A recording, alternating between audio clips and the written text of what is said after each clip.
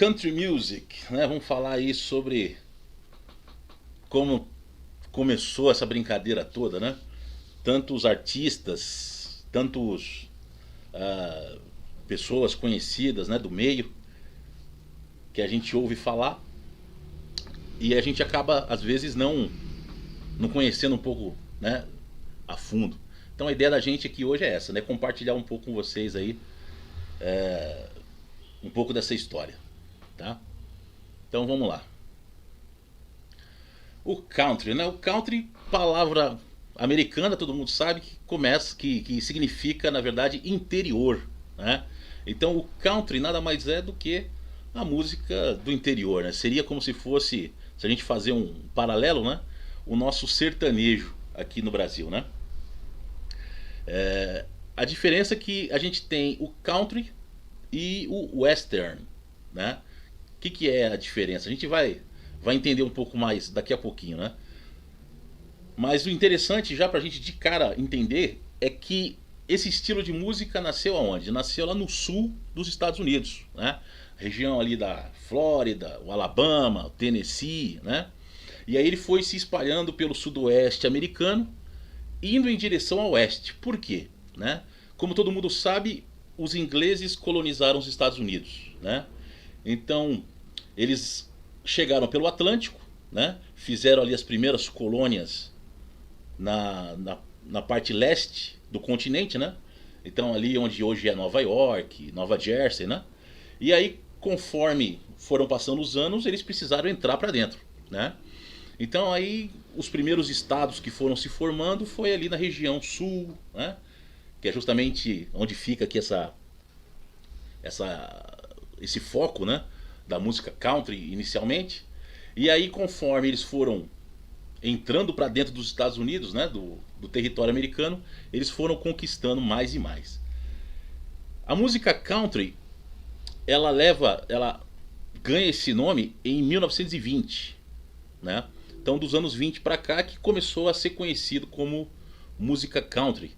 Mas até essa época era música do Appalachian, que a gente vai entender daqui a pouco o que é o Appalachian, música do Cajun, né? Muitas baladas e danças que vinham da Europa, né? Nos anos 40 é que realmente bate o martelo e vira country music de vez, né? Porque até então, como a gente falou, né? O Appalachian, o Cajun, era tudo conhecido como Hillbilly Music, né? Grave esse nome aí, Hillbilly Music. A gente vai entender daqui a pouquinho o que é esse Hillbilly, né?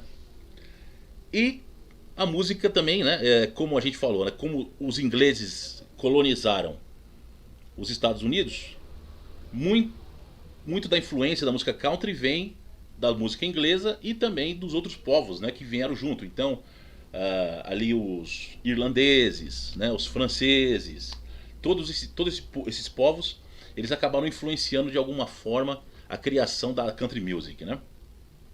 E lógico, o que a gente tinha já vizinho aqui, né? A música mexicana, né? E outros estilos de música, né? Que acabaram contribuindo para formar aí o country, né? Então só pra gente Ô, visualizar Sandrão, melhor, né?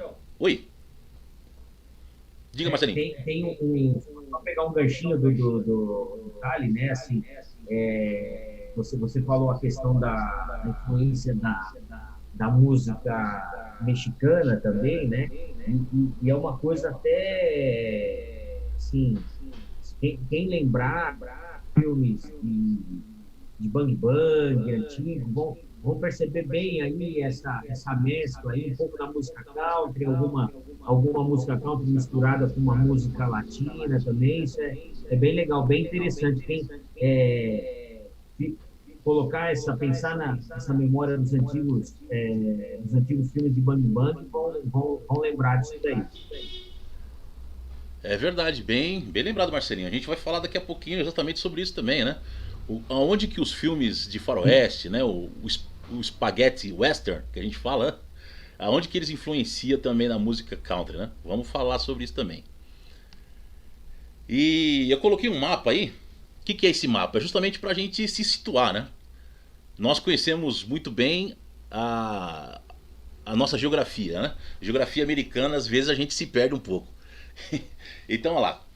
Essa parte azul é justamente o leste, né? Foi onde os ingleses chegaram, né? Então ali, Nova York, Nova Jersey, né? Toda aquela região ali.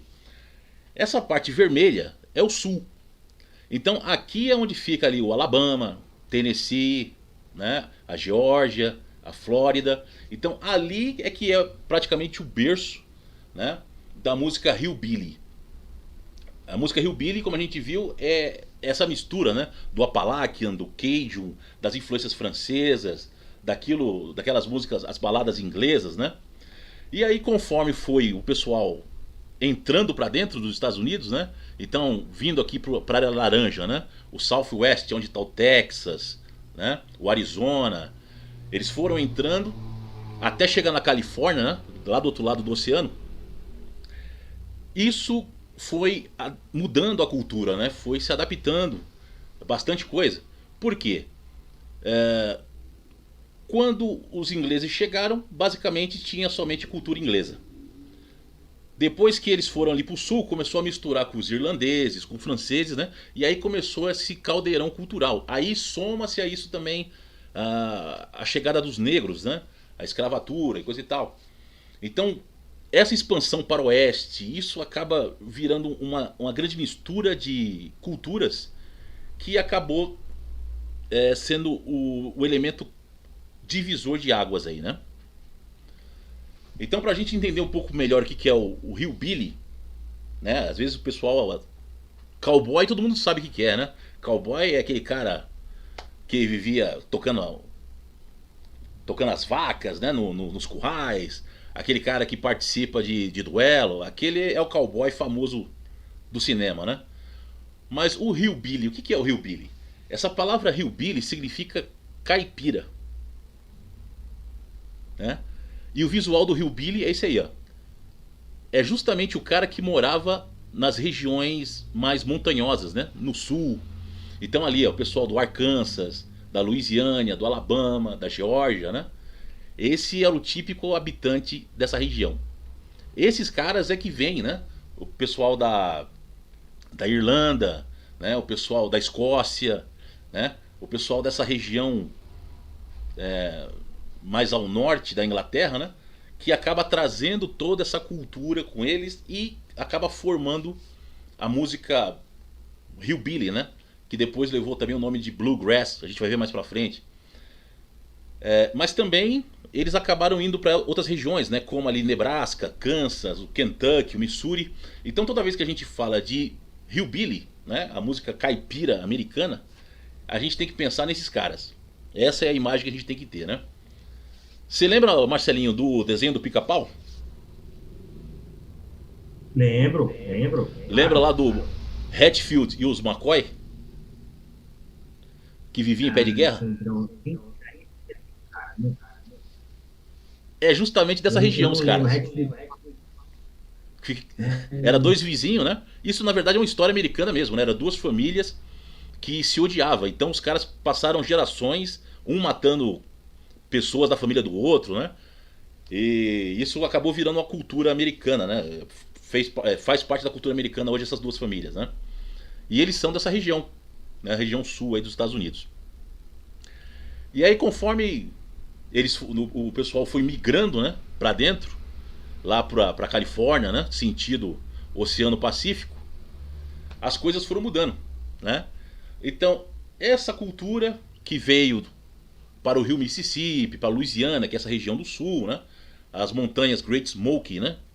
A gente vai ver daqui a pouco também uma imagem dela, né? Principalmente nessas cidades aí, ó. Bristol, no Tennessee, Nashville, no Tennessee, foi que se criou o principal som hillbilly, né? Que é da música caipira.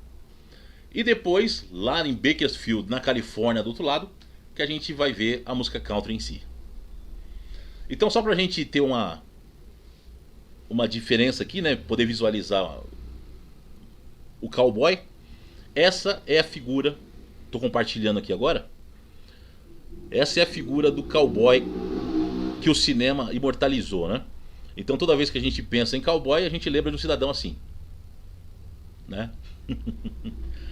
Então aonde que essa cultura de cowboy é mais forte, né?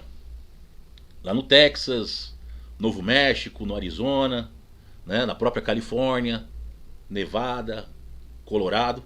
Então toda vez que a gente vê um filme de cowboy, sempre tem uma cidade dessa daí, né? Montana, Idaho, enfim.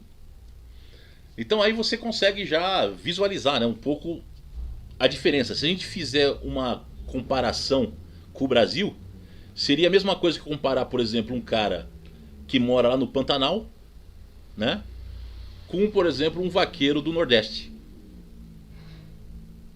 Essa seria a relação. Isso é interessante, o Sandrão, porque assim, né, esse visual, o chapéu, né? Quer dizer, se a gente pegar a palavra cowboy, vaca, garoto, né? Então, assim, se a gente associar, né, com o Brasil, aí são aquelas pessoas que são das vaquejadas, que trabalham no campo, com a pecuária, né? A gente pode fazer essa associação aí, né? Geralmente eles têm, inclusive, né, apesar de, lógico, nos Estados Unidos eles têm um visual de uma forma e no Brasil de outra, né? Mas eles têm característica, né? Mesmo nos Estados Unidos e no Brasil tem essa característica também. É isso aí, exatamente. Então você vê, para a gente poder começar a entender a música, né, a gente precisa ter essa visão da cultura.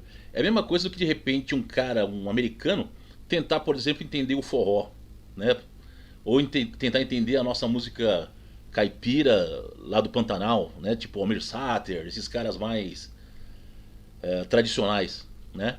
Porque isso impacta justamente na cultura dos caras, da onde os caras vêm, qual é a carga que eles trazem, né? O folk, né? O folk mesmo é aquela música bem tradicional, né? Os Beatles gravaram muito folk porque o folk é britânico, né? Jethro Tull, essas bandas britânicas, eles são muito fortes no folk justamente por causa disso, né? Que é a música tradicional, né? O Sandrão, o meu amigão aqui, o Murilo, ele até comenta, tem uma série boa, Hatfields e McCoys. Não sei se é uma série do Netflix, como é que é, mas acho que retrata isso daí.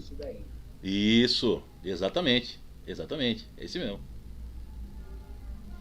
Hatfields e McCoys conta a história das duas famílias, cara. Puta, vale muito a pena assistir, né? Inclusive um dos atores lá é o Kevin Costner, o cara dá um show de interpretação. Vale muito a pena ver esse seriado. E beleza, né? Entendemos um pouco da cultura, da onde que os caras vêm e quais são os instrumentos que os caras usam, né? Então vamos ver aqui um pouquinho dos instrumentos. Basicamente no country, os instrumentos que são utilizados é o violino, que veio fortemente influenciado da Irlanda, né? O violão, né, conhecido como guitarra acústica. O banjo também, que tem uma influência irlandesa, né? O bandolim, né, que aí é escrito mandolim. No Brasil a gente conhece como bandolim, né? Por causa da influência portuguesa, né? Então o fado, né, a nossa música tradicional de Portugal é o bandolim, que é até o formato dele mais arredondado, né? E aqui não, aqui o bandolim que eles usam é um outro tipo, né? Inclusive o Jimmy Page, ele gravou muitas músicas com esse bandolim, né?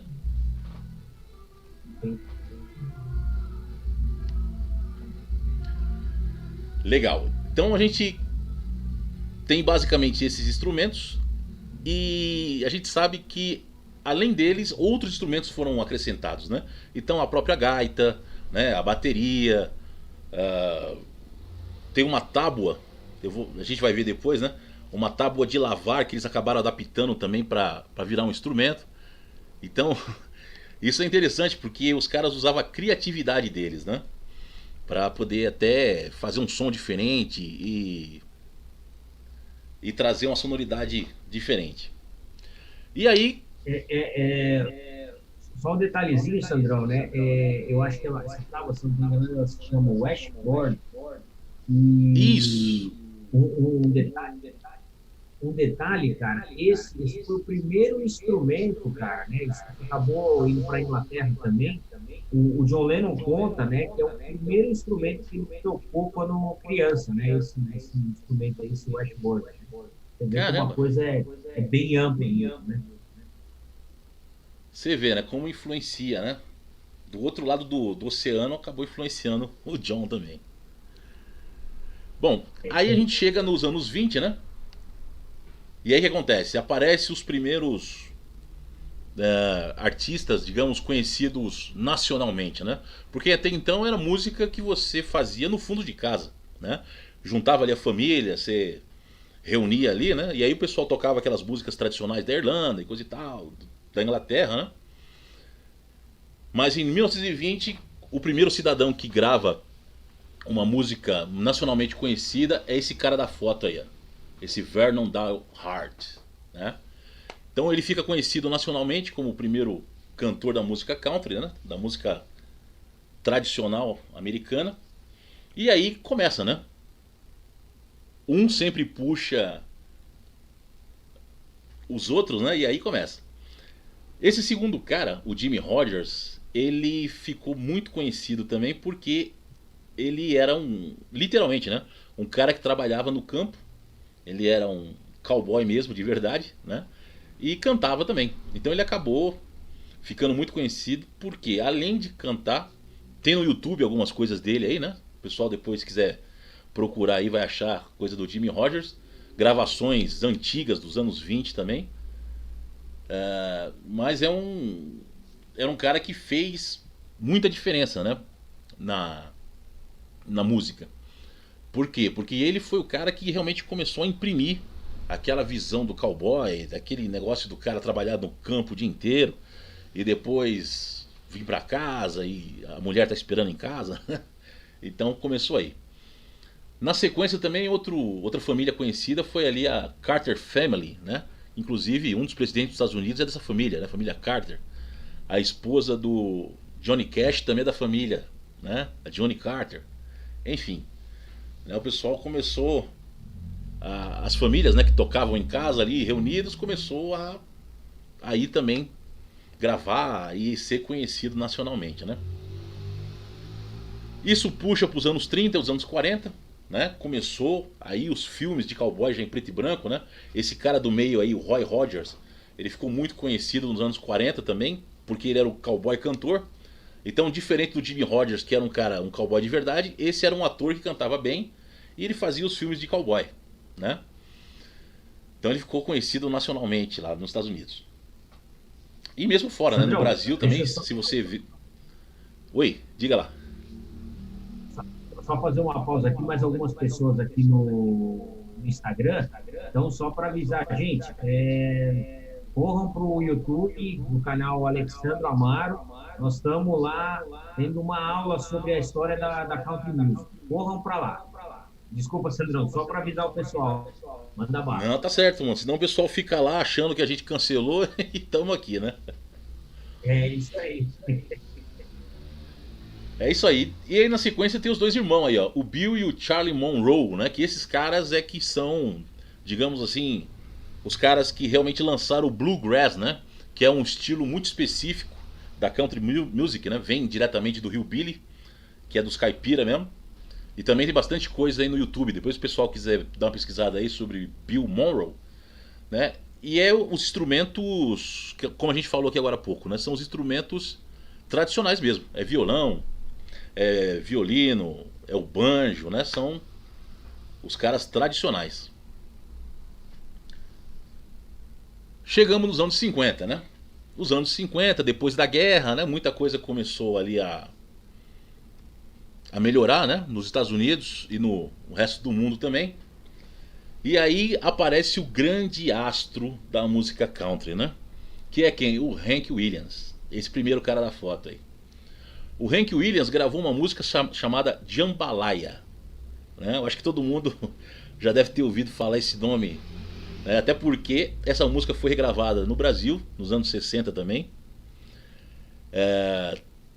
Tem um programa de comédia, né?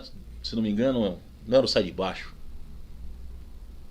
Não vou lembrar agora. Mas é um programa recente do Miguel Falabella que o nome do edifício é Jambalaya. Né? E o que é o jambalaya, né? Jambalaya, na verdade, é um prato típico do sul dos Estados Unidos. Então esse cara gravou essa música nos anos 50, falando sobre esse prato, né? E a música acabou ficando conhecida como um dos hinos do country, né? Inclusive a gente vai ver daqui a pouquinho também, teve caras dos anos 70, né? Roqueiros mundialmente famosos que regravaram esse som também. Sabia dessa? Conhecia essa aí, Marcelinho? Da Jambalaya? Não, não sabia, não sabia. Não. Eu lembro da canção Jambalaya, mas assim, não sabia não, cara. Pois é, bicho. E o cara da esquerda, da direita aí é o John Denver, né? John Denver, ele era piloto de avião. Infelizmente morreu no começo dos anos 80, né, se não me engano. Mas ele foi um cantor de country muito famoso também na época, né? Inclusive aquela música Sunshine, né? On My Shoulders. Sunshine on Show. my shoulders, make me happy. É uma música country também que acabou fazendo sucesso mundial. É do John Denver, né? Nos anos 60 ainda, a gente, né, anos 50, 60, o que, que a gente tem? Aí que a gente começa a entender a mistura das coisas, né? Por quê? O que, que aconteceu nos anos 50? Apareceu esse cara aí, ó. Acho que vai aparecer agora, né? A transição demora um pouquinho. Apareceu aí, ó. Bill Haley e seus cometas. Chuck Berry. Eddie Cochran. Little Richard. Tirando o Stray Cats, que eu coloquei o Stray Cats só pra enquadrar eles dentro do rockabilly, né? Mas os outros quatro, qual que é, né, a coisa em comum entre todos eles, né? Todos eles são do interior dos Estados Unidos. Todos eles são caipira, digamos assim, né? Todos eles vieram dessa cultura do country, todos eles vieram da cultura do hillbilly. E inclusive, olha só que interessante, né? Por que lá no começo eu pedi pra todo mundo ficar esperto na palavra hillbilly? Dá uma olhada na tela aí. Tem alguma coisa que lembra hillbilly aí? Rockabilly. O próprio. Né? Então o que, que é o rockabilly? Nada mais é do que o rock do caipira. Se hillbilly, né, é a palavra para caipira e hillbilly é a música caipira, o rockabilly era esses caras fazendo rock, né? Porque o rock and roll, essa palavra rock and roll, ele é na verdade uma gíria, né? Que a gente pode traduzir para o nosso português aqui, adaptar para o brasileiro, como rala e rola. E isso vem dos negros, né? Então o culpado desse nome aí tá ali embaixo, ó, Little Richard, né? O Little Richard veio com, né, aquela famosa wabab lubab lubab bam boom, que veio, né, da música negra que ele aprendeu em casa, mais a música country que estava ali ao redor dele, né? Porque ele morava numa região de música country, né? Assim como o nosso amigo Chuck Berry também. E o Chuck Berry, o que é mais interessante, né? A gente pegando o gancho dele agora. Aquela música mais famosa dele, Johnny B. Good, né? Ele fala justamente sobre quem, né? Sobre um country boy. Quem é esse country boy? Ele mesmo. Né? Essa música é uma música autobiográfica. Ele fala dele, né? Porque o cara da música, o Johnny B. Good, ele toca o dia inteiro a guitarra dele e a mãe dele fala pra ele: ó, um dia você vai ser um cara grande, um dia você vai tocar pra várias pessoas, as pessoas vão ver o seu nome, né, piscando nos letreiros. Então é uma música autobiográfica aí do nosso amigo Chuck Berry. Sabia dessa aí, Marcelinho? Não, cara. Puta merda. Não sabia não, cara. O Alex está falando aqui, né? Eu não entendi direito. E o Martin McFly, né? Não sei se ele está se referindo àquela questão do filme do De Volta para o Futuro, que ele volta lá para os anos 50 e faz o... Muito bacana, cara, muito bacana, cara. Assim, eu confesso que essa parte não é a minha. Eu não tenho muito conhecimento, cara. Sensacional, cara. Muita coisa, muita informação aí. Fantástico, fantástico. Pois é, bicho, tem muita coisa que a gente nem imagina, né? Que a gente curte o rock and roll e tal, a gente não sabe da onde que veio às vezes as coisas, né? E só voltando Sim, nesse sim. slide aqui de novo, pra mostrar um negócio pra galera aqui, né? Acredito que o pessoal deve ter assistido o filme La Bamba. É um filme dos anos 80, né? Que conta a história justamente do compositor da música, né? La Bamba. E o. Por que eu coloquei aqui o nosso amigo aqui do Stray Cats, né? Porque ele participa do filme e faz justamente o papel do Ed Cochran. Então esse cara que tá aqui em cima, o Ed Cochran original, ele foi interpretado no cinema pelo. Esqueci o nome dele agora, do Stray Cats. Caramba, eu Quem não lembrar o sabia nome disso. dele aí? Mais uma coisa que eu não sabia. Não, não, peraí que eu Quem vou. lembrar o nome do guitarrista do Mas Stray eu não Cats, sabia. coloca aí por favor. O guitarrista é o Brian Setzer. Brian Setzer, o próprio, exatamente. Então o Brian Setzer ele É, interpretou o Ed Cochran no cinema, né, no filme do La Bamba. Falando nisso, a já que a banda. gente entrou nesse assunto, Marcelinho, você sabe qual foi o dia que o Rock morreu? O pessoal fala? Música do Don McLean, né? Exato, na música do Don O McLean dia que o fala sobre Rock isso também. morreu. Isso, isso, isso. Tá retratado no filme La Bamba, né? O dia que realmente você tem lá que morre o Rich Valens e o Ed Cochran também num acidente aéreo, né? Eles iam viajar e aí tem um acidente com um avião e eles morrem. Esse é o dia que o pessoal diz que o dia que o Rock morreu. Exato. Inclusive esse cara aqui, ó. Acabei de colocar aqui no slide. Tem os três aqui, ó. O dia que o Rock morreu foi conhecido porque foi um acidente aéreo, exatamente, que o Marcelinho falou, que morreu esses três caras aqui. Então a gente tem aqui, ó, o Rich Valens, é o primeiro da direita. No meio, a gente tem aqui o Buddy Holly. E o cara da esquerda aqui com o violão é o Big Bopper. Então os três estavam no mesmo avião, né? Detalhe, quem assistiu o filme lembra, né, que o Rich Valens ele estava programado para viajar de ônibus, né? E quem ia no lugar dele no avião era o baixista que tocava com o Buddy Holly, né? Grava isso aí, ó. O baixista que tocava com o Buddy Holly, beleza? Então, o Rich Valens, ele estava doente, estava gripado no dia, e aí para não viajar de avião, o baixista do Buddy Holly trocou com ele. Falou, cara, você tá doente? Vai no avião então, que eu vou de busão. Beleza? Aí trocaram, e infelizmente o avião caiu, né? E aí ficou conhecido como o dia que o Rock morreu. E como o Marcelinho lembrou bem, né? Tem uma música do Don McLean, American Pie, né? Bye bye Miss American Pie, que conta justamente um pedaço dessa história, né? Legal. E do lado, quem que é os caras do lado aí? Reconhece, Marcelinho, os caras do lado? Pessoal que tá no Ah, YouTube aí, claro. ó. Se reconhecer algum desses quatro cidadãos que tá na foto, digita pra nós aí o nome dos caras. Digita aí. Sandra, eu queria só fazer uma correção minha aqui.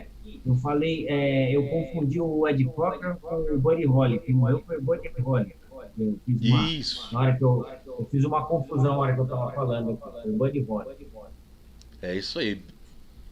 O Buddy Holly que foi um cara também que influenciou, nossa, cara, muita gente, né? Pra você ter ideia, o próprio.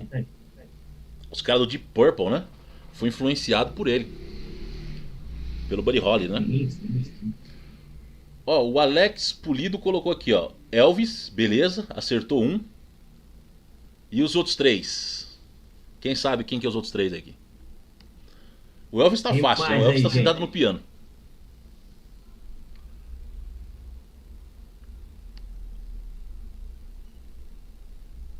Amado Batista. Ô Marcão, Amado Batista não, Marcão. Eu vou dar uma dica. Um deles, o Elvis está sentado no piano, está sentado no instrumento que o cara se destacou. Boa, Marcelinho, boa. Pode crer. Com essa dica aí fica mais fácil, né? Ó, eu vou dar uma outra dica. Enquanto você deu essa daí, eu vou dar uma outra dica. O cara lá do fundo, o que tá de pé olhando pro piano, ele é um gigante da música country. Nessa época ele fazia rock, né? Mas ele é um gigante da música country e era conhecido como o Homem de Preto. Nossa, praticamente já entreguei o nome do cara. Olha lá, o Alex Pulido acertou. Johnny Cash. Esse mesmo, Alex. Então beleza, acertamos dois. Elvis sentado, Johnny Cash lá no fundo, faltam os dois aqui. O Marcelinho já deu uma dica matadora sobre o cara que tá de pé aqui no primeiro plano, né? Na verdade, o instrumento dele é o piano. O Elvis está ali fazendo uma graça ali, mas o instrumento é do cara que tá de pé aqui. Aí o Alex lá, Jerry Lewis, o Alex tá manjando, hein? O Marquinhos falou Roy Orbison, não é o Roy Orbison, Marquinho. É, o Alex acertou aí, ó. Jerry Lee Lewis, o próprio. E o terceiro, o quarto cara aqui, acredito que ninguém vai acertar. Quer dizer, vamos lá, vou dar uma dica, vai. Só pra não dizer que eu não falei. Esse cara que tá faltando aí na foto, ele é o compositor de Blue Suede Shoes. É graças a ele que o Elvis gravou Blue Suede Shoes e fez um sucesso gigantesco. E aí, quem chuta quem que é o cara? Essa foto é emblemática, Marcelinho. Esse cara, pra você ter ideia, influenciou o Mark Knopfler. Eu vou dar uma dica. Ele é um gênio. Ele é um gênio. Ele é um gênio. A frase é: Gene é um gênio. É um gênio.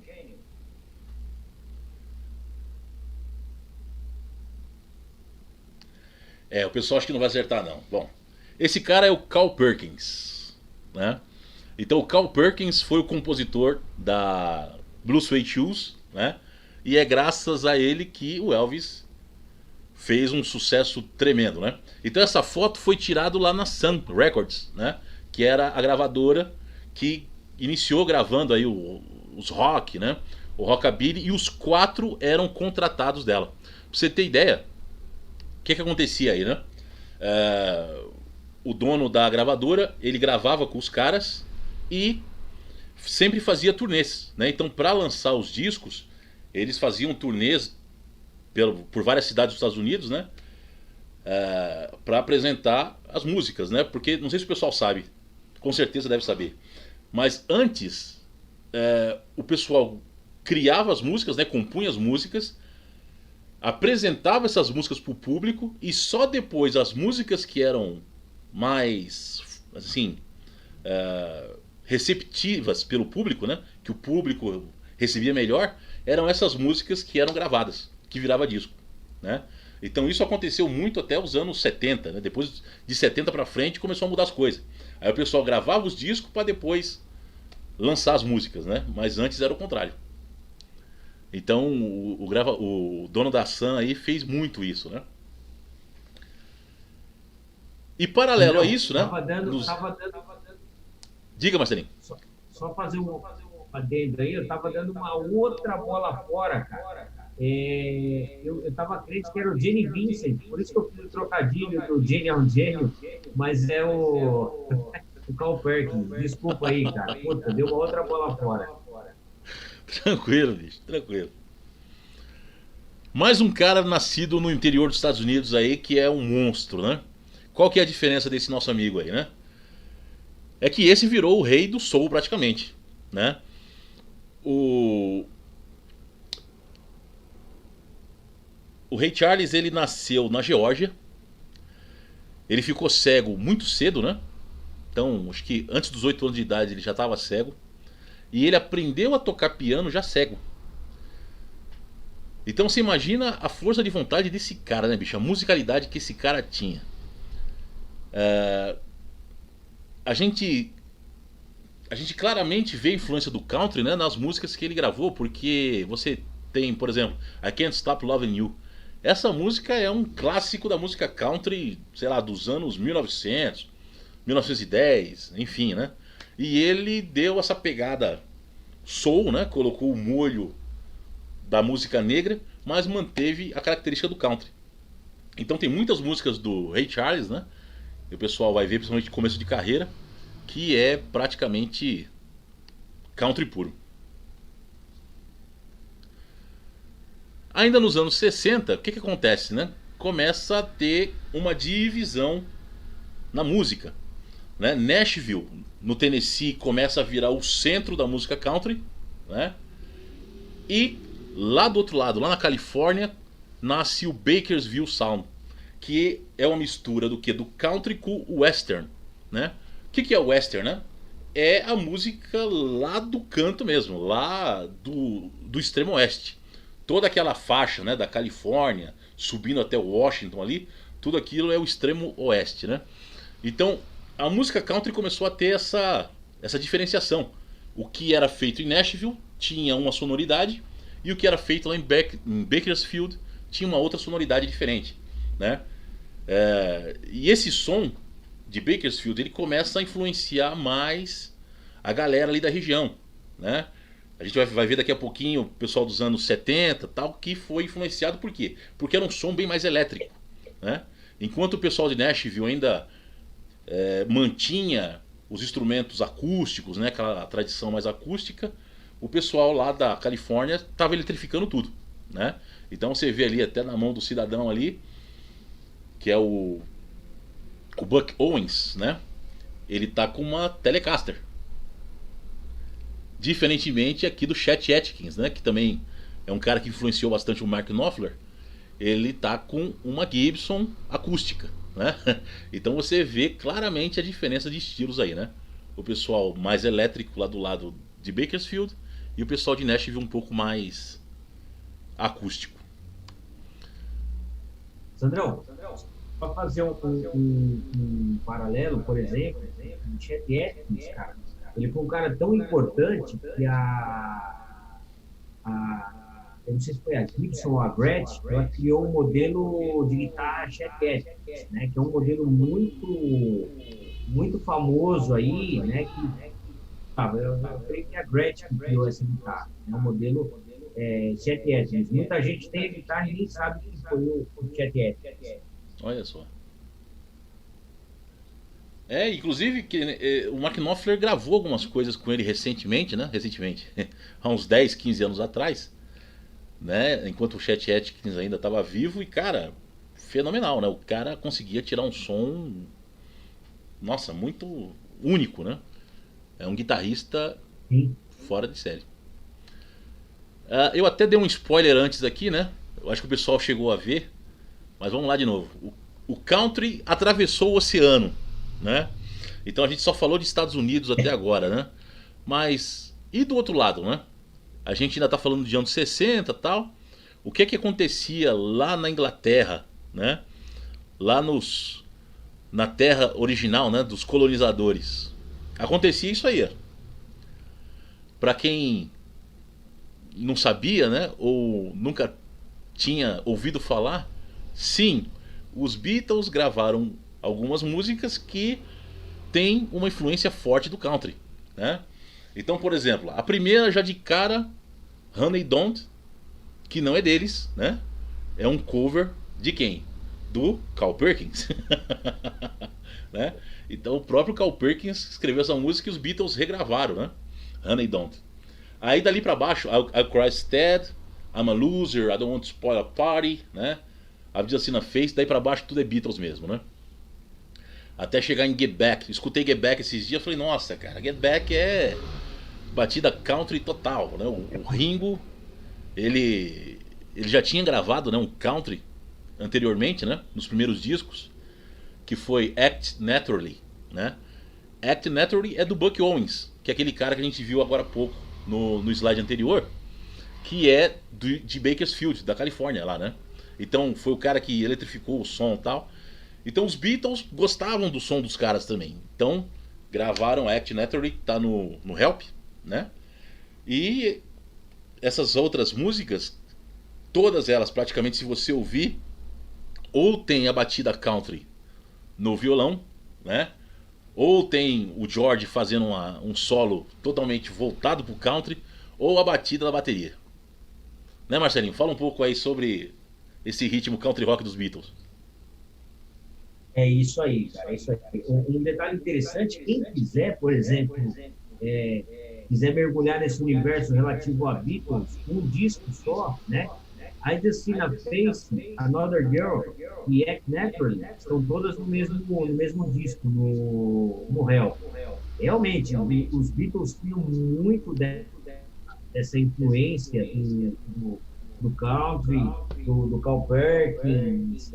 Realmente, a gente vê aí desde do começo aí, né, do começo da carreira, com I'm a Loser, Honey Don't, até no Octopus Garden, do Abbey Road, que é o último disco que eles gravaram, né, ou Get Back, que é do Larry B, que é o penúltimo, eles tinham essa verve country aí. Os Beatles eram realmente foram uma enciclopédia musical, né? Se você pegar todos os estilos, eles têm influência, né? Mas a gente aí, miseramente, aí pegou acho que mais de 10 canções aí que não são músicas influenciadas pelo country, são country music mesmo, né? Realmente eles tocando, lógico, a la Beatles com todas as características deles, mas tocando country music mesmo.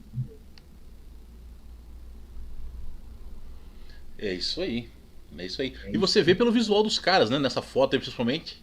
Você vê aí o George, né? O John, tudo de chapéu, né? Bota. Então havia, né? Aquela forte influência não só do blues na Inglaterra, né? Como também da country music, né?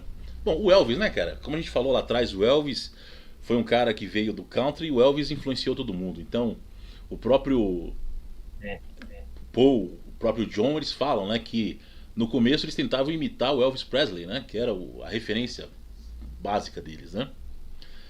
Então olha só, cara, olha o cenário Sandrão, que a gente... Diga. Só um detalhe, né? Tem um desafio para a galera aí, dentre as músicas aí, tem uma chamada The Ballad of John e Yoko. Quero desafiar as pessoas para descobrirem quem é o baterista que gravou essa música. Quem gravou a bateria de The Ballad of John e Yoko? Boa. Já digo de antemão que não foi o Ringo Starr. Rapaz, não foi o Ringo Starr? Não. Eu sei de uma outra música dos Beatles, lá do álbum branco, que não foi o Ringo Starr. Mas a balada de John e Yoko, boa pergunta. Vamos aí, pessoal, pensa aí um pouquinho aí vamos e joga aí no chat pra nós aí. Bom, vamos ver o seguinte então. Estamos nos anos 60, né? Estamos falando de Beatles, estamos falando de rockabilly. O rock pegou essa influência toda do country, né? E teve uma coisa que acabou forçando, digamos, mais ainda com que o rock tivesse, não só o rock, né? Mas a cultura mundial tivesse esse apelo ao country music, né? E foi o que? Vamos lá, deixa eu compartilhar com vocês aqui. Uma coisa que eu tenho certeza que vai levar vocês para a infância de vocês também, né? Pessoal aí que já passou dos 25, já passou dos 30, né? Já tá mais ou menos na nossa faixa etária aqui, né, Marcelinho? Que foi exatamente isso aí, ó. Isso acabou sendo uma mola propulsora não só para o rock, né, pegar influências, mas como para a cultura mundial inteira. O famoso Spaghetti Western, que era o quê? Eram filmes de cowboys feitos na Itália. Então todos esses filmes aí que a gente viu, né? Por exemplo, aí Django, Keoma, Uma Pistola para Ringo, Trinity Zartana, a maioria desses filmes que todo mundo acha que é americano, não é, né? São filmes feitos na Itália. Por isso que é chamado de Western Spaghetti, né? Aí você fala, tá, mas aonde que tá a influência, né, cara? Pô, influência eu vou falar pra você aqui agora. Metallica. A introdução de... no Enter Sandman. Deixa eu lembrar o nome da música agora. Agora fugiu.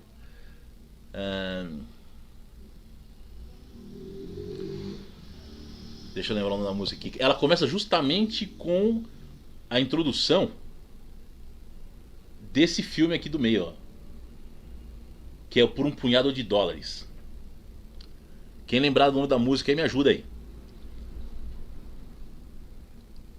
É isso aí, Marquinhos. Feitos em Cinecittà Roma. O Marquinhos contribuiu aí com o nome da cidade lá que é feito os filmes. Então, daqui a pouco eu lembro o nome da música do Metallica, né? Mas além disso, você tem compositor... Qual? Sandrão? Não, cara, daquele disco, do disco Black. Não há felt, não há no, never shy, never know. The Unforgiven. Rapaz, The Unforgiven. Aquele toque inicial do Unforgiven vem desse filme aí do meio, né? Que é o Por um Punhado de Dólares. Então, assim, compositores, né, como Ennio Morricone, né? Se você pegar, eles começaram a usar guitarra elétrica, né? Gaita, enfim, para fazer a trilha sonora do filme. Então, isso acabou sendo um trampolim para as bandas também começar a investir no estilo. E aí o country, que até então, né, em Nashville era um negócio mais acústico, mais violão, violino, acabou sendo eletrificado por influência também das músicas, né, dos filmes. E além dos filmes, né, como o americano não gosta de ficar para trás, além dos filmes começou a aparecer o que também? Os seriados. Então, enquanto os italianos investiam nos filmes, né, os americanos investiam nos seriados. Então, seriados tipo Chaparral, Maverick, Bonanza, Daniel Boone, Laredo, né, James West, né, todos esses seriados aí influenciados tremendamente pelo caldeirão cultural que tinha na época, né? E isso, lógico, né, vazou dos Estados Unidos não só para a Itália, mas, cara, no Brasil, se você for analisar, todo mundo, né, da nossa geração pelo menos, lembra de assistir vários filmes, né, vários seriados, isso já anos 80, final dos anos 70, que eram influenciados aí pela cultura do country, né? O próprio Beto Carreiro, né? Eu vi uma entrevista do Beto Carreiro uma vez, que ele falou que, poxa, foi influenciado a ter aquele visual country dele e construir aquele parque, coisa e tal, porque ele gostava muito de filme de cowboy, né? Então ele via muito quando era moleque, com o pai dele, enfim, né? E aí o sonho dele era ser cowboy. Então, isso para a geração dos anos 70, né? O pessoal dos anos 60 mesmo, tinha aquela visão de que, nossa, pô, eu queria ser cowboy, né? Eu queria ter essas experiências que os caras tinham, né? De caçar búfalo, de dar tiro índio, enfim, né? Tinha toda essa história. Sandrão, só alguns comentários aqui, né? Manda. O Marquinhos tinha falado, a música do Metallica é No Left, depois ele falou, Unforgiven, que você confirmou, né? O Alex falou, The Ballad of John and Yoko é uma canção escrita por John Lennon e creditada a Lennon e McCartney. Tá, mas eu queria saber quem é o baterista. E o próprio Alex colocou na Record. A Record realmente passava esses filmes, essas séries, bons tempos da Record. O Alex também está falando aqui, trabalhei com um cara que se chama Daniel Boone, não imagino por quê. Muito bom. Olha aí. Daniel Boone foi um seriado que fez muito sucesso. Eu mesmo vi várias vezes, né? Apesar de que o Daniel Boone, olha que fato interessante. A história dele não acontece no sul dos Estados Unidos. Então a gente não pode falar que ele é um hillbilly e que ele é um cowboy, né? Quem lembra do seriado lembra que ele usava um chapéu feito de pele de guaxinim, né? Até a roupa dele era diferente. Por quê? a história dele se passa no norte dos Estados Unidos, né? Já fronteira ali divisa com o Canadá. E aí se você subir para essa região do Canadá, você vai encontrar o quê? Uma influência country também. E algumas bandas, por exemplo, Beckman Turner Overdrive, eles têm essa influência da música country, só que do norte, né? Acima dos Estados Unidos, já praticamente Canadá, né? E a própria rainha da música country dos últimos anos, né, que a gente vai ver daqui a pouquinho, ela também não é americana. Olha que interessante, é canadense, né? Então, com esse boom, né, dos seriados, dos filmes, o que aconteceu? O country deixou de ser música caipira, digamos assim, para virar o quê? Música pop, né? Então, vários cantores, várias pessoas que às vezes não eram nem do meio, eles passaram a gravar músicas voltadas com conteúdo country, né? Eu não sei, talvez me lembre alguma coisa recente aqui do Brasil, né? Música sertaneja, enfim, bom, só me passou pela cabeça isso. Mas, enfim, quem é que a gente tem aí de música pop, né? De country pop? Bem conhecida aí a Dolly Parton, né? Todo mundo acho que já ouviu falar na Dolly Parton. Kenny Rogers, Bonnie Tyler, né? O Glenn Campbell, o John Denver, que a gente viu lá que ele também, nos anos 60, ele fazia parte do country mais tradicional. E depois ele acabou enveredando pelo country pop também, né? E uma surpresa pra galera aí, ó. Olha lá aquela menininha ali embaixo, né? Magrinha na época. Olivia Newton-John, né? Quem não lembra da Olivia Newton-John lá no filme Grease, com o John Travolta, né? Ela também gravou várias músicas country, inclusive, né? Um dos temas do filme, aquela You Are The One That I Want, ela é uma música country, originalmente, e foi regravada no filme, ela com dueto com o John Travolta, né? Tanto é que se tocar as duas... a trilha sonora do filme, você vai identificar essa influência country forte, né? Então esse é o pessoal aí do country pop.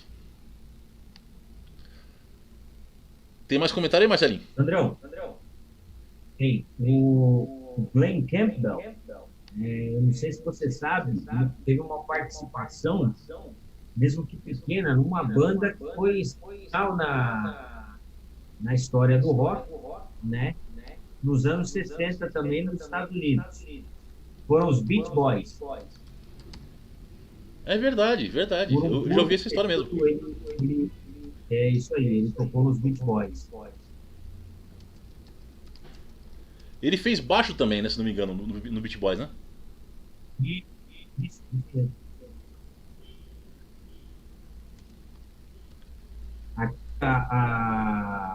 Vamos só ver aqui. O Alex falou: Daniel Boone ainda passa na Rede Brasil.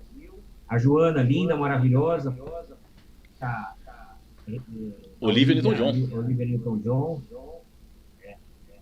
E só para concluir o desafio, já que ninguém respondeu aí, o baterista de The Ballad of John and Yoko é o Paul McCartney. Só tava ele e o John Lennon no estúdio no dia. John Lennon queria gravar a música, ele falou: então deixa que eu toque a bateria. Então é uma balada de John e Yoko, mas na verdade é a balada de John e Paul, né? Porque o Paul McCartney e o John Lennon foram as pessoas que gravaram. Olha só, essa eu não sabia. Bom, dois canhotos, né? Porque o Ringo é canhoto também, né? E o Paul canhoto. Então a bateria ficava entre os canhotos ali. Bom, isso aí. O country pop, né? A gente acabou de falar. E finalmente, depois de toda essa cultura de filme, de seriado, né? Imagina só, a molecada dos anos 60 cresce assistindo esses filmes, né? Vendo ali os caras tipo Buck Owens, como a gente falou, né? O Jimmy Reed, esses caras, cresce.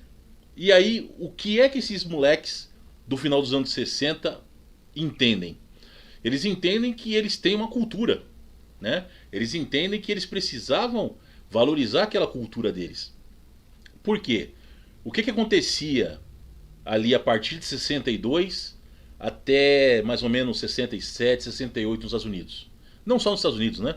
No Brasil também, em outros países, mas nos Estados Unidos ficou muito marcado o quê? A invasão britânica, né? A gente falou agora há pouco dos Beatles, né? Cara, 62 foi o pontapé inicial. Os Beatles foram para os Estados Unidos e literalmente detonaram, né? Os caras dominaram todas as paradas de sucesso. E na cola deles veio várias bandas inglesas, né? Então, Rolling Stones, Black Sabbath, Deep Purple, enfim, né? Se você... Diga. The Animals, The Who, The Kings, Isso. uma série. Então, se você for analisar, nesse período, praticamente quem domina é a Inglaterra, né? Então, a molecada que cresceu escutando o som inglês, porém, na televisão vendo filme, né? Do Spaghetti Western, vendo seriado de cowboys, fala, não, peraí, tá errado. Quem tem que dominar a música, na verdade, é as nossas culturas, nossas raízes, porque a gente tem muita coisa para falar, né? A gente tem muita coisa para dizer aqui. E é aí que nasce isso aqui, ó. Deixa eu colocar aqui a transição. É aí que começam a surgir bandas focadas em divulgar o country rock, né? Em realmente dizer pro mundo o seguinte: mundo, nós americanos, nós temos uma cultura e a gente quer valorizar isso aqui agora. Chega de invasão britânica, né? E aí aparece Creedence Clearwater Revival, aparece Buffalo Springfield, aparece The Eagles, aparece The Flying Burrito Brothers e outras tantas bandas que tem, né, a influência ali, o pé no country, e eles acabaram influenciando tremendamente o rock, tanto das próximas décadas, né, 70, 80, como até hoje. Né, cara, pô, até hoje você escuta o Creedence nas rádios, né? Até hoje você vai numa balada, no barzinho, tem uma banda tocando Creedence. Você vai num casamento, tem alguém tocando Creedence, né? Então os caras conseguiram realmente imprimir a marca deles, né? Por quê? Porque era um som mais cru, digamos assim, se a gente comparar com o som inglês, né? Porque nessa época, 67, 68, já era a época ali do psicodelismo, né? Já era uma época ali que o pessoal estava já enveredando pela música instrumental mais elaborado, né? E aí os caras trouxeram a proposta do quê? De ser o mais fiel ao som tradicional possível. Então, guitarra seca, o baixo seco, a bateria seca, né? Para mostrar aquela cultura seminal, digamos assim, né? Aquele negócio sem muito enfeite, sem muito floreio. E aí, bicho, todo mundo sabe, né? O Creedence praticamente dominou de 67 até 70, né? A maior banda americana dessa época era o Creedence, né? E infelizmente, em 72 acabou, né? Eles acabaram se separando. E aí, assim, vocês podem... O pessoal que tá vendo a live aí percebe que eu falei o nome de 4 bandas, né? Só que tem 5 figuras na tela. Eu falei do Creedence, falei do Buffalo Springfield, falei do Eagles e falei do Flying Burrito Brothers. Mas tem aquele disco ali no meio, ó. Aquela capa de disco. O que é aquela capa de disco? Ali é uma banda fictícia chamada The Blue Ridge Rangers. O que é o Blue Ridge Rangers? Vocês estão vendo ali que tem 5 caras, né? 5 figuras humanas de pele. Mas na verdade aqueles 5 é um só. Quem que é aquele um só aí, né? É o John Fogerty do Creedence. Então quando o Creedence separou em 72, separou por quê, né? Porque todo mundo queria compor, todo mundo queria gravar, todo mundo queria cantar, todo mundo queria os royalties, né? E o John praticamente era o cara que fazia tudo. Então ele compunha, ele era o produtor dos discos, ele era o principal letrista, principal compositor, ele fazia tudo, né? E os outros se achavam diminuídos. Com isso a banda acabou tendo um final ali em 72, né? E aí o John meio que, né? Isso ele não fala, né? Isso ele não assume. Mas meio para mostrar para os caras que ele era o cara da banda, ele gravou esse disco aí, ó, The Blue Ridge Rangers. Então nesse disco, todos os instrumentos é ele sozinho. Bateria, baixo, piano, guitarras, sopro, percussão, vocal, back vocal, tudo que você ouvir nesse disco é ele sozinho. Né? É uma forma dele mostrar o seguinte, ó, vocês acabaram com a banda, né? Tá aqui a prova de que eu realmente consigo fazer o que eu me propunha a fazer no Creedence, né? Que era compor para todos os instrumentos. Sabia dessa, Marcelinho? Do Blue Ridge Rangers? Não, não sabia não, cara. Sabia não. Muito legal, muito legal. Esse cara, esse John Fogerty é um cara fora da curva, cara. Bom, não é à toa que E um até hoje, né? detalhe, sim, sim. Um detalhe, Sandrão, né? Que assim, né? Você focou bastante no Creedence aí, mas a gente tem aí também uma banda que foi um expoente muito grande da música, né? Por um longo período, que foi o Eagles, né? O Eagles realmente, assim, acho que até hoje o Hotel Califórnia é um dos discos mais vendidos da história, né? É um Exato, expoente muito forte. exatamente. E aí, olha só que interessante, né? A gente falou do Creedence. O Creedence, na verdade, ele é da Califórnia, né? Então é lá do outro lado, no Oceano Pacífico, né? Só que o John Fogerty, no segundo disco, ele gravou uma música chamada Born on the Bayou, né? E inclusive o nome do disco, né, do segundo disco é Bayou Country, né? A gente falou isso numa das lives que a gente fez, um dos discos que eu trouxe foi justamente esse, né? O Bayou Country. E por que isso, né? Por que ele deu esse nome? O que é o Bayou, né? Como a gente viu lá no mapa, a Califórnia está do outro lado, tá lá no Oceano Pacífico. O Bayou, o que é? É o pântano, inclusive deixa até eu compartilhar aqui. Ele é o pântano da região sul, né? Então ali, Alabama, Tennessee, Flórida, né? Aquela região toda ali é cheia de baios, que seria o equivalente ao nosso Pantanal, o Pantanal Mato Grossense, né? Então, quando o John Fogerty ele compõe essa música Born on the Bayou, ele conta na história que ele estava se imaginando nesse lugar. Ele cresceu na Califórnia, ele nunca tinha ido no Bayou, mas ele ouvia a música de lá, né? Então ele, na cabeça dele, imaginava o seguinte: bom, se os caras tocam desse jeito, né? Eles devem viver dessa maneira. Então ele acabou criando na cabeça dele um som que ele entendeu que era o som do pântano, né? E tanto é que a música ela começa com um feedback, né? Da na corda Mi, ele fez ali um harmônico e deixou suando, né? E aí já cria aquele clima meio de suspense, né? Aquele negócio, você fala, pô, vai vir coisa diferente aí pela frente, né?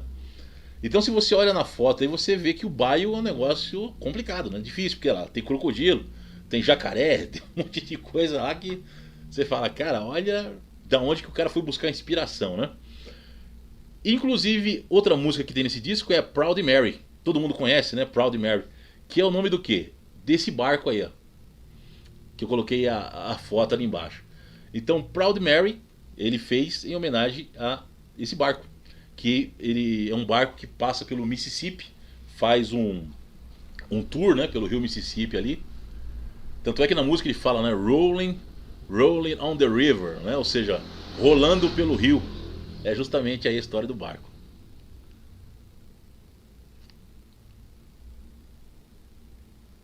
Sandrão, quem quiser fazer uma analogia bem porca, né? É como se nós tivéssemos um cantor nascido no Rio de Janeiro e gravasse um disco como Nascido no Pantanal, né? Uma coisa mais ou menos assim. Exato, é isso aí. Positivo. Ele tá contando uma história que ele não vivenciou, mas na cabeça dele ele imagina que seja daquela forma, né? E aí isso acabou, nossa, criando uma cultura toda, né? Porque todo mundo ficou interessado em Muito conhecer o legal. verdadeiro Bayou, né? Então a galera começou a ir tudo pro sul dos Estados Unidos, né? Pra região ali da Nova Orleans, né? E aí ficou bastante conhecido. E aí nos anos 70 criou-se um movimento, né, que já é a quarta geração do pessoal do country, né? A quarta geração que é conhecida como os outlaws, os fora da lei, né? O country rock nessa época, nossa, já estava dominando, né? Como você lembrou bem, o Eagles, eles já estavam fazendo bastante sucesso, o Creedence, né? E aí nessa época, alguns dos antigos cantores, né? O pessoal lá da época do rockabilly e tal, eles passaram a se dedicar totalmente ao country, né? Fazendo uma analogia, mais ou menos, né? Todo mundo sabe que o Roberto Carlos, nos anos 60, era roqueiro. Dos anos 70 em diante, passou a cantar música romântica, né? A mesma coisa aconteceu com esses caras, por exemplo, que o Johnny Cash, né? O Johnny Cash, nos anos 50, 60, gravava rock, rockabilly, né? Dali dos 70 pra frente, ele ficou na música country e não saiu mais, praticamente, né? Então a gente tem aí, ó, Hank Williams Jr., que é filho do Hank Williams Sr., aquele cara que gravou Jambalaya, né? Então esse é o filho dele, acabou fazendo história também aí na música country. Aqui na foto de baixo a gente tem o Johnny Cash, o Willie Nelson no meio e o Chris Christopherson, também outro cara super famoso, que também transita, né, pelo country, pelo rock. Até interessante, não sei se a galera sabe, mas o Chris Christopherson, que é esse cara aí da direita, foi ele que compôs Me and Bob McGee, que foi gravado pela Janis Joplin, né? E Me and Bob McGee nada mais é do que um country, né? Se você ouvir a introdução lá, cara, é country puro, porque é a música do cara. E aí, nessa foto aqui ainda, eu quero destacar o Mr. Waylon Jennings. É o cara de preto ali, com a Telecaster ali em cima. O Waylon Jennings é um cara... Cara, eu gosto muito dele, tenho vários sons dele aqui. Por quê? Porque ele é um cantor de música country que tem uma veia forte do rock, até mais do que os outros, né? E por que ele tem essa veia forte do rock, né? Vocês lembram que eu pedi, na hora que a gente falou lá do dia que a música morreu, né? Do acidente do avião, pra vocês gravar uma figura. Lembra qual figura que foi? Das 4 figuras que a gente falou lá, eu pedi, ó, lembra desse cara aqui depois. Lembra quem que era? O baixista, né? O baixista do Buddy Holly, que trocou de lugar com o Rich Valens. Era esse cidadão aí, ó. Era o nosso amigo Waylon Jennings, o cara da foto aí de preto. Então ele tocava baixo na época pro Buddy Holly e era pra ele estar no avião. Sabe-se lá, né, as coisas do destino como é que são. Ele trocou de lugar com o Rich Valens. O Rich Valens faleceu no lugar dele e ele virou um astro da música country aí. Infelizmente faleceu nos anos 2000, né? Mas, cara, é um cara que tem uma discografia gigantesca e um cara que, nossa, vale a pena conhecer. Então, quem puder depois jogar no YouTube e ver aí algumas músicas do Waylon Jennings, vale a pena. Por quê? Porque ele tem essa veia bem rock and roll, né? E é justamente esses caras dos anos 70 aqui, o Waylon Jennings, o Hank Marvin, o Hank Williams Jr., o Chris Christopherson, que influencia a geração dos anos 70, né? Nos anos 60 a gente viu que veio o Creedence, né? Veio aquelas bandas que estavam mais atreladas ali ao country rock, né? Nos anos 70, esses caras dos Outlaws, eles começaram a influenciar a molecada ali, né? Que estava tocando, estava começando. E aí nasce bandas do calibre desses caras que eu vou postar aqui agora. E aí muda um pouco a terminologia. Por quê? Aquelas bandas que vinham da Califórnia, né, ali da região oeste, elas levavam o nome de country rock. Só que as bandas que nasceram no Alabama, as bandas que nasceram no Tennessee, que nasceram no sul mesmo, que eram diretamente ligadas ao hillbilly, eles acabaram dando a nomenclatura de Southern Rock pro tipo de música que eles faziam lá, né? E o Southern Rock ficou mundialmente conhecido também. Por quê? Porque bandas do calibre Allman Brothers, Marshall Tucker Band, Lynyrd Skynyrd, Charlie Daniels Band e o próprio ZZ Top são bandas que a gente escuta até hoje, né? Por exemplo, na Kiss FM toca todo dia praticamente, toca alguns dos 5 aí, né? Ou todos. Mas esses caras, eles fizeram uma mistureba, cara. Nossa, que ficou muito boa. Por quê? Eles misturaram o Hillbilly com o Country e, no caso, vamos pegar aqui um exemplo, né? O Allman Brothers. Os caras colocaram o blues junto, né, cara? Então eles têm uma veia bluesística gigantesca, né? O Marshall Tucker Band, eles já colocaram um pouco de jazz. Então se você ouvir o som, eu tenho alguns discos deles, tenho um vídeo que eles gravaram na MTV americana em 82, uma apresentação ao vivo, né? E cara, quando esse cara começa a solar, é jazz puro. Então você tem o jazz dentro do country, né? E o último ali da direita, né? Todo mundo conhece, o Lynyrd Skynyrd. Eles são a banda de Southern Rock mais voltada pro rock and roll, né? Então ali em cima, por que eu coloquei os três numa linha só, né? Porque eles formam a trindade do Southern Rock. Quando você fala em Southern Rock, não tem como você não falar de um desses três caras.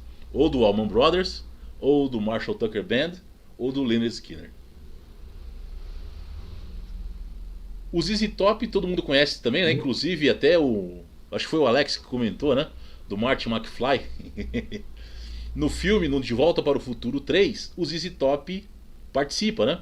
Naquela cena onde o Dr. Emmett Brown e o Marty, eles estão na festa, né? Que os caras vão inaugurar o relógio. Tem uma banda que tá tocando ali ao vivo, né? Na festa que tá tendo ali. E a banda é justamente formada pelos os três do ZZ Top, né? E mais alguns outros atores lá.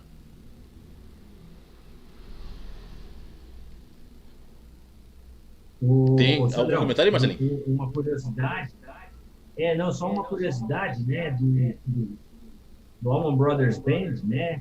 No Allman Brothers Band tinha um guitarrista prodígio chamado Duane Allman, né? Que infelizmente faleceu muito cedo, acho que tem 22 anos, né? E esse cara, acabou tocando numa gravação clássica, né? Que é a de Leila, do Eric Clapton, na época como Derek and the Dominos, né? A versão original, não a versão acústica, a versão original tem a participação no slide do Duane Allman, que era do Allman Brothers Band. Era um menino prodígio na época, o Eric Clapton chamou ele para fazer essa participação aí. E todos eles, tanto o Allman Brothers, o Marshall Tucker Band, o Lynyrd Skynyrd, eles têm álbuns seminais aí, que vale muito a pena quem tiver curiosidade de escutar. É de uma riqueza musical astronômica. É verdade, cara. É verdade. Vale muito a pena o pessoal depois pesquisar esses caras aí, porque, cara, quem não conhece precisa conhecer. É som totalmente diferente daquilo que você está acostumado a ouvir, né? Às vezes a gente acostuma muito a orelha, né? O ouvido num estilo só, né? E é legal a gente dar uma variada para poder conhecer outras coisas. Então, esses caras, né? Anos 60, anos 70. Infelizmente o Lynyrd Skynyrd teve um acidente em 77, né? Caiu o avião da banda. Morreu ali 3 componentes da banda, né? Teve um quarto componente, o guitarrista, né? Esqueço o nome dele agora. Que ficou paraplégico, né? Mas o restante da banda, alguns anos depois, exatamente 10 anos depois, continuou, né? Reformularam o Lynyrd Skynyrd e continuaram com o irmão do vocalista original que morreu no avião também, né? Então esses caras, eles foram anos 80 em frente. E aí nos anos 90 e 2000, a gente encontra aí a quinta e a sexta geração do country, né? Então, nomes conhecidos aí como Alan Jackson, inclusive já veio no Brasil, né? Garth Brooks, a própria rainha do country atual, né, que é a Shania Twain, como eu falei, ela é canadense, na verdade, não é americana, né? Então, nos anos 90, muitas novelas da Globo, né, seriados, usavam músicas deles aí, né? O próprio pessoal sertanejo brasileiro também regravava, né, muitas músicas desses caras, né? E nessa época, praticamente, o rock já estava com uma cara bem diferente, né? Porque no ano 90 a gente já tinha a influência mais de Seattle, né? Então as bandas de Seattle estavam dominando, né? Então já mudou um pouco a característica, né? Porque o pessoal do country ficou bem apartado do rock. Voltou meio que a estar um pouco mais junto no ano 2000, né? Que aí você tem, por exemplo, Kate Urban, a Taylor Swift, né? Que é uma menina bem conhecida do público mais jovem, que são aí os expoentes da música country atual, né? Então a gente acaba vendo que ambos, né? Tanto o blues como o rock, como o country, desculpa, eles influenciaram de tal forma o, o rock que em certos momentos da história a gente acaba até confundindo um com o outro. Né? Então, se você pegar algumas músicas do Elvis, você fala, pô, mas isso aqui é country ou isso aqui é rock? Né? Mesma coisa do Waylon Jennings, mesma coisa do Ray Charles, né? Por quê? Acabou virando uma coisa só. E nos Estados Unidos existe essa vantagem, né? Muitos artistas eles conseguem transitar entre os estilos tranquilamente. O que aqui no Brasil é mais complicado, né, Marcelo? Porque você imagina só, né? Se de repente um Chitãozinho Chororó resolve gravar, por exemplo, um metal do Sepultura, né? O pessoal vai cair matando em cima, né? Ou o inverso, né? Se de repente o Sepultura resolve gravar alguma música do, sei lá, Bruno e Marrone, né? Então aqui as coisas são mais separadas. Lá não, lá o pessoal consegue misturar um pouco mais, né?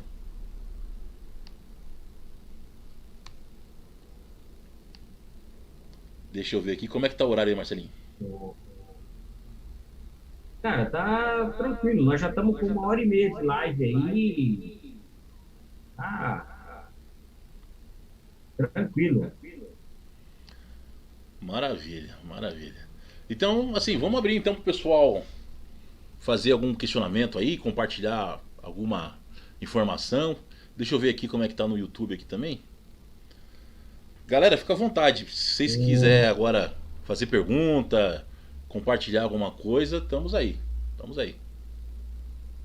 Sandrão, eu antes de mais nada, antes da galera perguntar, a galera quer perguntar aí, eu queria dizer que, cara, foi uma aula espetacular, cara. Assim, eu confesso para você que eu sempre fui fascinado por história do rock, por tudo. Cara, pesquisei coisa pra caramba, leio muito assim, mas, cara, assim, é um assunto que eu nunca tinha me aprofundado e realmente foi espetacular. Para mim, assim, olha, eu aqui estou como um espectador e achei absurdamente fantástico. Muito bom, muito bom. Pô, legal, Marcelinho. Legal. A ideia é realmente essa aí, né, cara? A gente poder compartilhar aquilo que a gente pesquisa, né? Aquilo que a gente aprende com a galera também, né? Porque, beleza, a informação hoje tá aí, ao acesso de todo mundo, né? Até tá, né? Você vai aí no Google, você acha muita coisa, né? Mas às vezes falta isso, né? Que a gente fez aqui hoje, né? Às vezes falta alguém pegar uma linha mestra, né? E conduzir você Sim, de tal forma que você começa a entender aonde que as coisas estão ligadas, né? Porque beleza, você pega uma informação solta aqui, uma informação solta ali e tal. Puta, legal, você acaba se informando. Mas essa visão que a gente procurou passar hoje aqui pra galera, eu acho que isso é importante porque você acaba enxergando o todo, né? sim, sim, sim, sim. E aí, cara, existem algumas informações, né, que você passou aí, e, cara, não adianta, isso não está em lugar nenhum, isso é a sua vivência, você toca, você sabe, você consegue buscar uma determinada música, da onde ela vem, a influência que ela está ali, isso é muito bacana. Isso aí você não acha em lugar nenhum, cara. Isso aí é realmente muito. É verdade, bicho. E até fazendo um gancho aí pra próxima, né? Live que a gente vai fazer, a nossa última da trilogia, que aí a gente vai abordar a influência de outros estilos, né? Então, como eu falei lá no começo, né? Vamos falar aí da música indiana, né? Vamos falar da música árabe, né? Vamos falar da música tribal, né? Música tribal, mas como assim, né? Até pegando o exemplo que eu falei agora ultimamente do Sepultura, né? O Sepultura gravou, por exemplo, Roots, Bloody Roots, com uma percussão dos índios do Xingu. Né? Inclusive o disco foi baseado nos índios do Xingu. Então você vê a riqueza musical que nós temos dentro do rock, né? Pegando influências de outros estilos, de outras coisas e trazendo para dentro desse estilo que a gente gosta tanto, né? Só que a gente acaba vendo que não é somente a música, né? Como a gente viu aqui, né? Filme, né? Cultura, acaba influenciando a nossa vida de forma geral, né? Geral, E, claro, claro. e é isso aí. O, ah, o Alex está dizendo que 2018, 2019, a Shania foi em Barretos. A Joana, muito bom, adorei, obrigado, Joana. O Valeu, gente, Marquinho, obrigado. muito boa a live, agora para o berço. 1h36 aqui, ele tá na Itália, né, Simão? Não, o Marco ele tá na Dinamarca. Marquinho, obrigado Na Dinamarca. pelo apoio, bicho. Tá na Dinamarca aí do outro lado do mundo aí, dando esse apoio pra nós aí. Valeu, querido. Obrigado, cara, ficar até essa hora com a gente aqui. Mas é isso aí. Muita coisa, muita informação e assim, o country realmente ele tem uma influência dentro da história do rock que é absurda, né? Absurda. E você falou um detalhe hoje, antes da gente começar a live, né? Que era a Joana, que eu sei que é fã do Queen, né? Por exemplo, o Queen também tem lá 39, né? Que é um country de mão cheia, né? Exatamente, bem lembrado, cara. Bem lembrado. 39 ele tem essa influência country, né? O Brian May colocou essa influência também na Eternidade ali, inclusive na própria percussão, né? Eles usam só o bumbo, né? E um pandeiro meia-lua. Sim, sim, sim, Exatamente. sim, sim, sim. Bom, 39, galera, que inclusive serviu. Desculpa, Sandrão. 39, que inclusive serviu de inspiração para uma história que está sendo contada, está sendo escrita, está sendo contada aí, muito legal, né? é isso aí. Muito legal aí, que no futuro próximo as pessoas vão conhecer. É isso aí. E aí, galera, eu coloquei aí pra vocês agora os nossos contatos, tá? Quem não tem os nossos contatos, fica aí do meio do Marcelo, tá? O nosso Facebook, nosso Instagram. Tá aí também o nosso mais novo canal do YouTube aí, né? E se vocês curtiram, curte aí o canal, né? E vamos pro próximo. Brigadão aí pela presença de todo mundo. Brigadão, Marcelinho, pelo apoio aí, bicho. É Estamos isso, sempre cara. junto aí nessa pegada aí. É isso aí. E vamos preparar o próximo, né? Se esse aqui a galera achou que ficou legal, o próximo vocês vão ficar de boca aberta, porque inclusive o Marcelinho vai tocar alguns exemplos aí na próxima, ao vivo. Vai mostrar alguns solos aí que tem influência em música indiana, música europeia, né? Enfim, de outras culturas, né? E trouxe pro rock. É isso aí.